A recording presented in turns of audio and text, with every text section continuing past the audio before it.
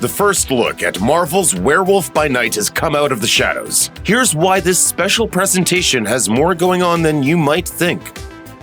One of the biggest surprises to come out of Marvel Studios panel at 2022's D23 event was the release of the Werewolf by Night trailer. Kevin Feige revealed this is the first ever holiday special for Marvel Studios, and the trailer even debuted a new intro card we've never seen before. Instead of the traditional Marvel Studios logo we're used to, a colorful Netflix-esque graphic introduced a special presentation card with the studio logo above it. The Werewolf by Night trailer is like nothing we've ever seen in the Marvel Cinematic Universe before. It's a campy throwback to the Hammer horror films of old, shot entirely in black and white and creepy as all get out. The popcorn flick will be the MCU's first Halloween special, introducing Gael Garcia Bernal's Jack Russell, aka Werewolf by Night, into the cinematic universe. We met some classic comic book characters in the trailer while also being introduced to brand new players, all in this terrifying gathering of monster hunters. There's a lot to be distracted by in the unusual trailer, so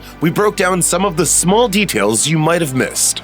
Tonight, it is every hunter for themselves.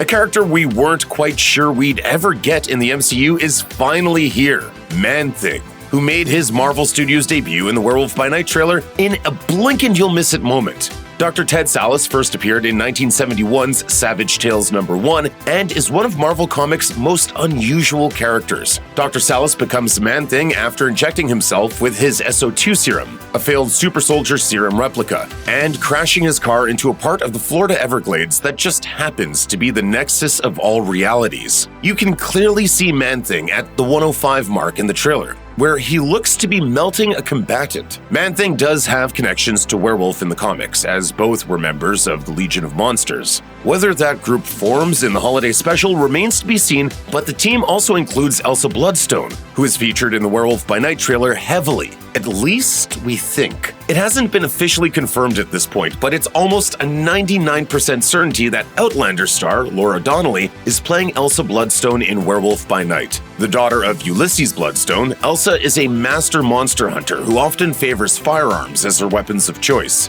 Despite that history, the woman we see in the trailer seems much more timid than the Elsa fans of the comics know and love. Donnelly's character seems to cower around Jack Russell when he's transforming into the werewolf in front of her in the cage. This could be just a put-on, or maybe it's a part of the character's development on screen. Either way, here's hoping we'll see Elsa turn into the badass she's known to be in the Marvel's comic pages. The film's black and white appearance makes Elsa's hair look like it's a dark brown or black, but it's definitely possible she's sporting her comic variant's bright red locks somewhere beneath the special shades of gray.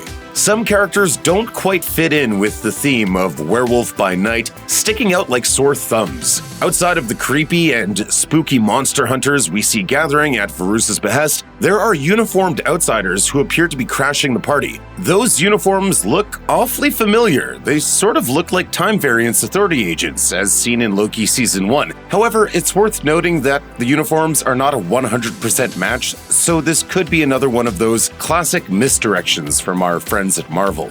These agents were tasked with capturing variants and those who disrupt the sacred timeline. It's suspected that Werewolf by Night takes place in the past, and we think they might be crashing the Monster Mash in search of the Darkhold. That is, if that really is the TVA.